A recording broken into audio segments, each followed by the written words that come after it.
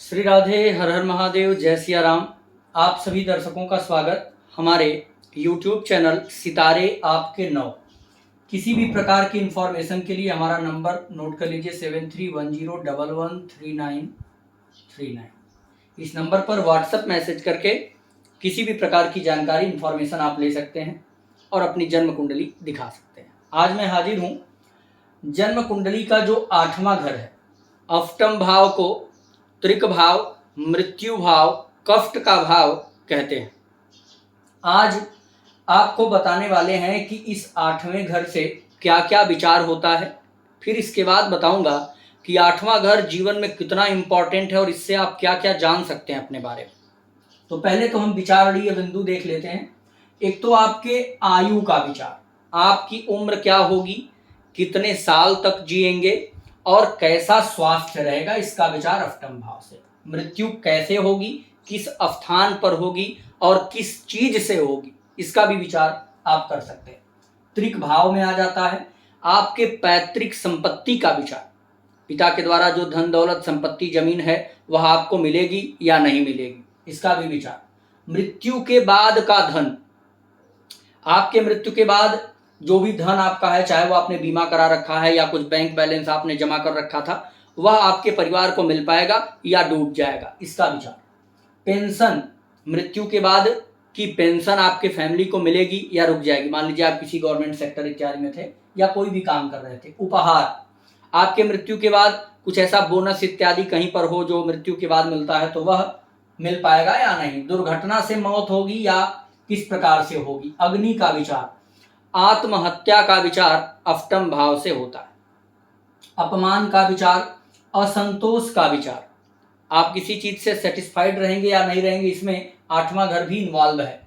गृह हानि, घर में कोई नुकसान हो जाए तो 8वें घर से देखेंगे। चोरी का विचार, सुख का विचार, झगड़ा झंझट का विचार और मृत्यु का डर, मूत्र रोग और वस्तुओं का नाश, साथ ही साथ कर्ज देने का विचार यहां से होगा। आप किसी को ऋण दे सकते हैं या नहीं दे सकते, इसका विचार।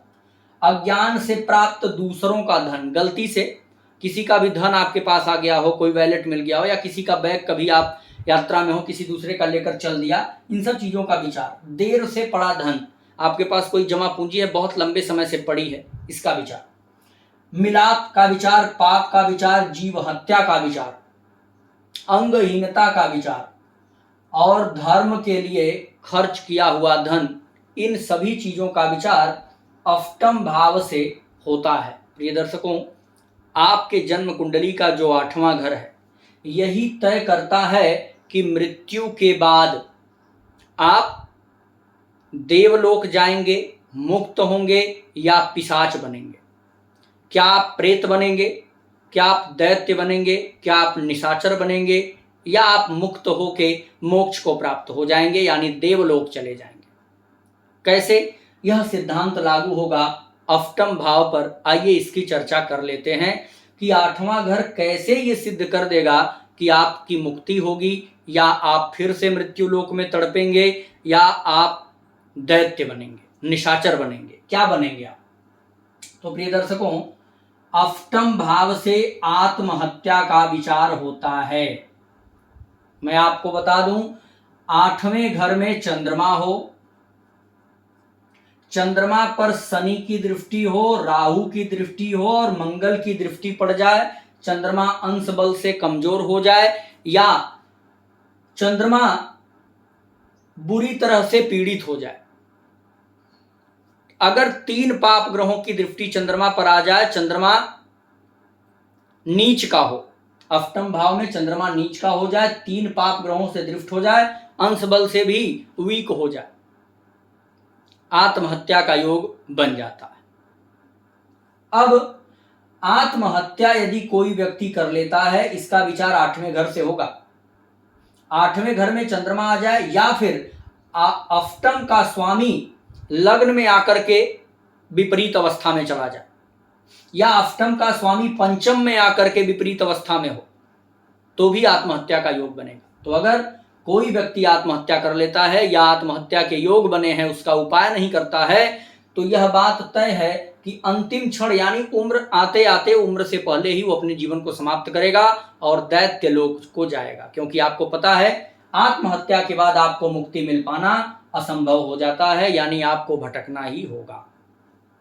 वहीं अगर अष्टम भाव में कोई शुभ ग्रह बैठा, जैसे गुरु हो, शुक्र हो, चंद्रमा हो, ये बलवान स्थिति में हो, उच्च का हो, शुभ ग्रहों से दृष्ट हो, अंश बल से अच्छा हो और शुभ कर्तरी में हो, तो ऐसी स्थितियों में जातक अंतिम समय तक धर्म कर्म में रुचि रखता है। यह धर्म कर्म से बहुत लगाव रखने वाला घर है। यही वो घर है जो आपकी साधना को प्रदर्शित करता है।